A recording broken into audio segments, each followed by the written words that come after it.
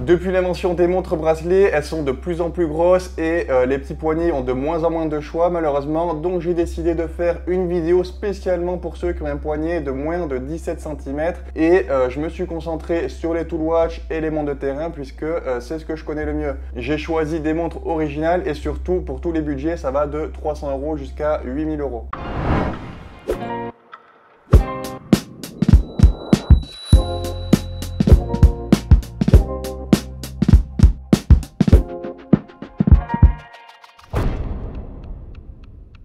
Si vous êtes amateur de montres militaires, cette réédition de la célèbre W10 d'Hamilton, produite pour l'armée britannique dans les années 70, pourrait bien être celle qu'il vous faut. C'est la Khaki Aviation Pilot Pioneer Mechanical. Elle coûte presque 2 fois plus cher que la Khaki Field et on va voir si ça vaut vraiment le coup. Alors déjà pour le prix, on est à 925 €. Ça fait réfléchir, surtout quand on sait qu'elle partage beaucoup de points communs avec la Khaki Field. En revanche, chaque aspect de cette montre semble avoir été fini avec un soin supplémentaire, ce qui pourrait expliquer son coût un peu plus élevé. Le boîtier reprend la forme de tonneau ou coussin de l'original W10 avec une finition brossée qui lui donne un aspect robuste tout en restant élégant. À 36 mm de diamètre avec une épaisseur de seulement 10 mm, cette montre est vraiment fidèle à ses racines et je suis content qu'Hamilton n'ait pas succombé à la tentation d'agrandir le boîtier pour plaire au public moderne. Pour rester fidèle à la W10, Hamilton a choisi un verre minéral qui est bombé et qui imite l'acrylique de l'époque. Ce choix contribue à l'esthétique vintage, mais je dois avouer que je suis un peu déçu qu'il n'ait pas opté pour un verre en saphir, beaucoup plus résistant aux rayures. La montre offre également une résistance à l'eau de 100 mètres, ce qui est le double de la Khaki Field. Ce que j'adore sur cette montre, c'est la texture de son cadran. J'aime bien quand c'est pas tout lisse sur ce genre de montre et le fait qu'il soit gris plutôt que noir, ça rend super bien avec la fausse patine. Et pour être honnête, j'ai découvert cette Hamilton en cherchant des petites montres pour faire cette vidéo et je la préfère largement à la Khaki Field sur tous les points et en plus elle est beaucoup plus originale et mieux finie et pour moi ça vaut cette différence de prix, donc je vous la recommande vraiment. Je fais une petite pause dans la vidéo parce que j'ai besoin de vous, je compte sortir une Field Watch pour cette fin d'année. Ça sera la montre bébé mode la moins chère de la boutique et j'aimerais que vous m'aidiez dans certains choix. Le style de cadran, le diamètre, la couleur des aiguilles, etc. Bref, si vous avez 2 minutes, cliquez sur le premier lien dans la description de cette vidéo et aidez-moi à créer cette montre. Ensuite, quand elle sortira, vous serez les premiers prévenus avec en plus un petit code promo. On va passer à une montre créée spécialement pour l'alpinisme à la base, donc c'est encore une vraie tool watch avec un style néo-vintage, c'est la SPB 249J1. L'alpiniste, elle est souvent comparée à l'Explorer de Rolex et pour de bonnes raisons puisque à l'origine, les deux sont conçus pour les grimpeurs. Et ensuite, cette montre qui est robuste a évolué pour devenir une gamme complète qui va bien au-delà de sa mission initiale, un peu comme les plongeuses qui sont devenues tout simplement un style de montre. Elle est au prix de 750 €, mais tout laisse à croire qu'elle vaut plus que ça puisque la qualité des finitions sont incroyables, que ça soit pour le cadran ou le boîtier, c'est vraiment du haut niveau et beaucoup mieux que ce qu'on a l'habitude de voir chez d'autres marques pour le double du prix des fois. Elle est disponible en plusieurs couleurs et plusieurs textures de cadran différentes, mais celle que je préfère c'est la SPB 249, donc la bleu marine. Le petit détail sympa, c'est que les index appliqués à 6, 9 et 12 heures ressemblent subtilement à des sommets de montagne, ce qui rappelle leurs origines. Et malgré leur allure élégante, ces montres ne sont pas moins robustes, elles offrent une étanchéité de 200 mètres, ce qui les rend aussi capables qu'une vraie montre d'exploration. Et j'adore quand une montre peut se porter de façon habillée, mais aussi nous suivre dans n'importe quelle activité. Pour ceux qui veulent une montre à tout faire, c'est clairement la montre idéale. Même avec un costume, elle se portera super bien. À l'intérieur, on a le 6h35 automatique de Seiko, connu pour son excellente réserve de marge de 70 heures. Cette montre, c'est un vrai sans faute, vous pouvez l'acheter les yeux fermés. Maintenant, on va passer à une marque anglaise, CWC. C'est une marque qui fabrique des montres destinées à l'armée et elles sont incroyables. J'adore leur design qui donne vraiment un aspect indestructible et efficace. Alors déjà, le point le plus important à noter sur cette montre, c'est son verre qui est en plexiglas, donc en gros c'est du plastique comme les anciennes montres. Certains vont être très déçus et d'autres très contents puisque c'est devenu très rare d'avoir ce genre de verre sur des belles montres aujourd'hui. Et apparemment pour CWC, la raison principale de ce choix, c'est la résistance au choc qui est bien supérieure aux autres verres, donc minéraux et saphir. C'est un choix qui peut se comprendre pour une montre destinée aux militaires. En plus de ça, c'est plus léger, mais pour la plupart des gens, ce qui fait vraiment son charme, c'est cette distorsion de la lumière si caractéristique des verres en plexi qu'on ne peut pas reproduire avec les verres plus modernes. Par contre, le gros inconvénient de ce genre de verre, c'est que ça se raye assez facilement, mais d'un autre côté, l'avantage c'est que ça se polit aussi très facilement. Donc si vous avez des rayures, vous pourrez le faire repolir sans problème. Le diamètre de cette montre est de 38,5 mm et on a une particularité très rare sur un boîtier.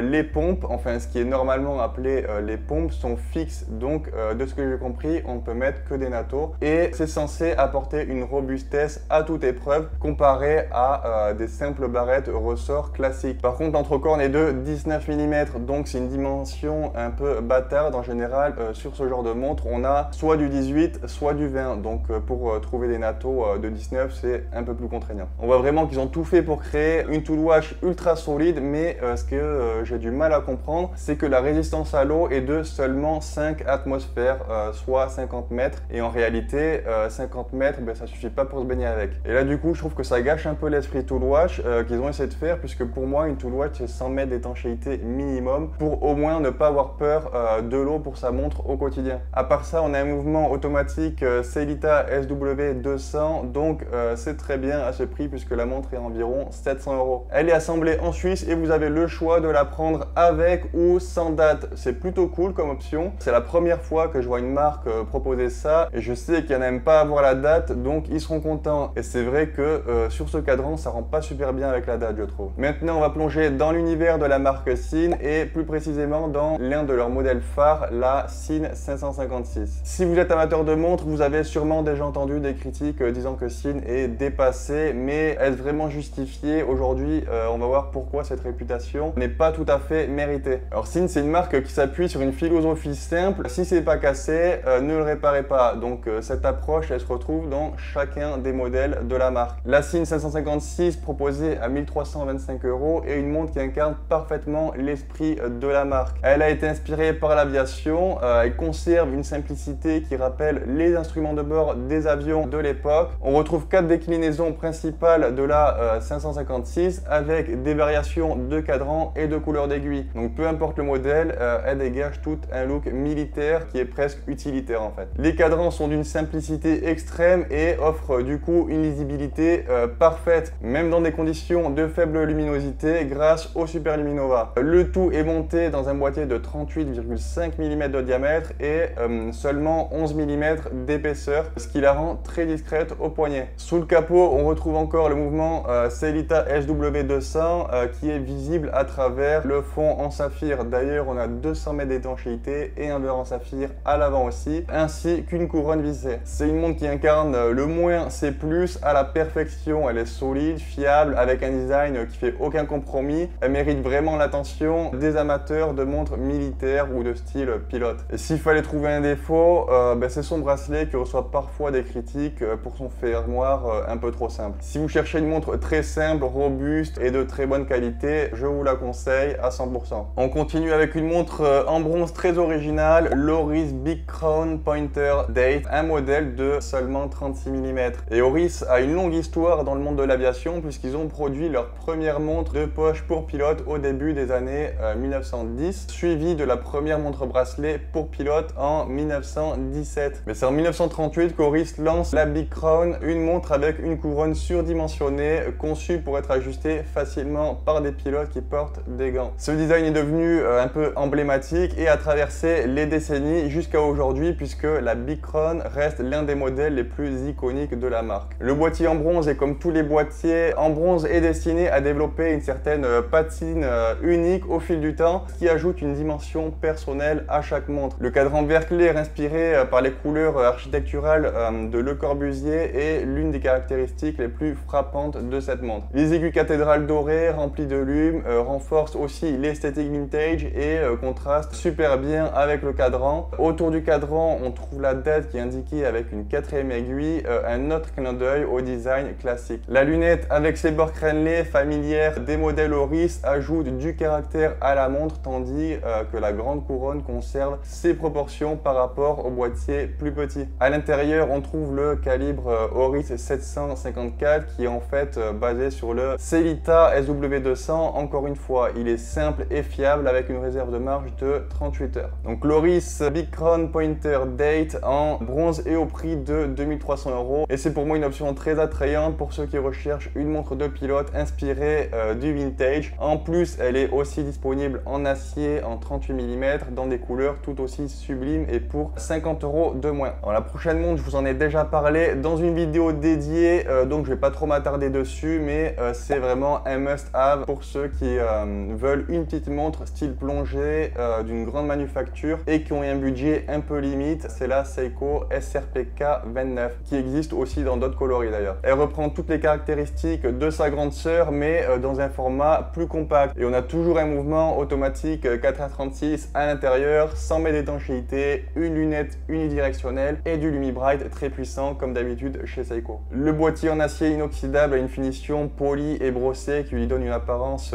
élégante et robuste à la fois. Comme d'habitude, le cadran et les aiguilles chez Seiko sont exceptionnels même à ce prix. Elle est à 350 €. C'est une montre qui est pour moi quasi parfaite. Je regrette juste le verre minéral. Ils auraient pu mettre un verre saphir. Si vous voulez la voir plus en détail, de toute façon, je vous renvoie vers ma vidéo où j'en parle et vous verrez tous les autres coloris. Vous tapez SRPK 29 Billy sur YouTube et vous allez trouver ma review que j'avais fait quand elles étaient sorties il y a un an. La dernière montre que je vais vous présenter, c'est la plus chère, c'est une Zenith, c'est la DeFi Revival. Donc Zenith a lancé sa ligne DeFi en 1969 et elles ont été conçues pour être robustes avec une grande résistance à l'eau et au choc, et d'après la légende, pour tester leur solidité, il est jeté par les fenêtres. Donc cette montre est en fait un retour aux sources, une réédition extrêmement fidèle du modèle original de 1969 jusqu'à cette couleur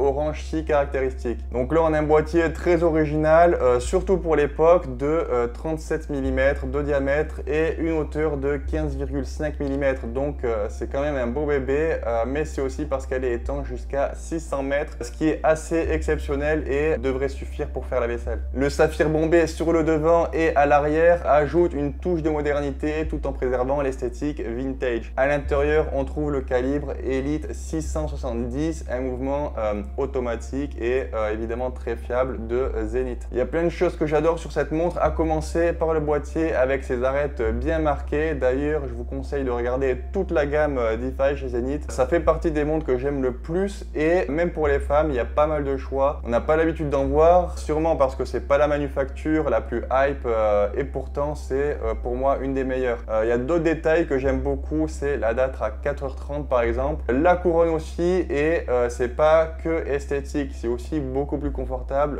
qu'une couronne à 3 heures et je dirais même plus pratique, plus naturel finalement. Elle est au prix de 8000 €, c'est pas donné mais ça fait partie des moins chers de chez Zenith, donc tout est relatif. J'espère que dans cette sélection il y a au moins une montre que vous avez envie d'acheter. N'hésitez pas aussi à aller voir ma boutique, le lien est en description et on se retrouve très vite pour une nouvelle découverte horlogère.